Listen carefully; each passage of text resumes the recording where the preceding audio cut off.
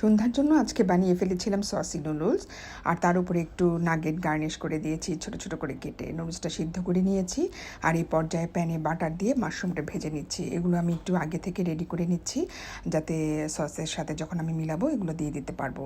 নাগেটটা ভেজে নিলাম, উপরে গার্নিশ করে দিব। আর এই পর্যায়ে এখন আমি সসটা রেডি করব। প্যানে বাটার দিয়ে দিচ্ছি, তার সাথে ময়দা দিয়ে দিচ্ছি। ময়দা আর বাটারটা খুব ভালো করে মেল্ট করে নেব, এবং কম জালে এটা কাজটা করতে হয়। এবং অল্প অল্প করে দুধ দিতে থাকবো, যাতে একটা ক্রিমি টেক্সচার চলে আসে। এবং ক্রিমি টেক্সচারটা যখন চলে আসবে মোটামুটি, তখন আমি টমেটো চিলি সসটা দিয়ে দিচ্ছি। এবং এই চিলি সসটা দিলে এই সসটা বেশ ভালো লাগে। এবং তার সাথে গোলমরিচ অ্যাড করে দিচ্ছি। এবং ভালো করে নেড়ে চেড়ে আমি এখন মাশরুমটা দিয়ে দিব, নুডলসটা দিয়ে দিব। নুডলসটা এখন একটু ভেঙে ভেঙে দিচ্ছি এবং মিলিয়ে দিচ্ছি। অল্প দুটো আমি সসের নুডলসের মশলা দিয়ে দিচ্ছি। এই পর্যায়ে দিয়ে দিলাম চিজ, এবং সব কিছু ভালো করে নেড়ে চেড়ে আমার নুডলসটা হয়ে গেল।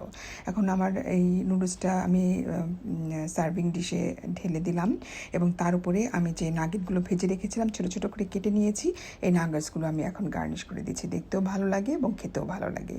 তো হয়ে গেল আমার আজকে সন্ধ্যার জন্য সসি নুডলস। এবং এই নুডলসটা করলে বাচ্চারা খেতে বেশ পছন্দ করে, এবং বেশ একটা ভালো হেলদি খাবার হয়ে যায় ওদের জন্য। আর খেতেও পছন্দ করে, মজাও লাগে খেতে। তো আজকের সন্ধ্যার আয়োজন ছিল এই সসি নুডলস।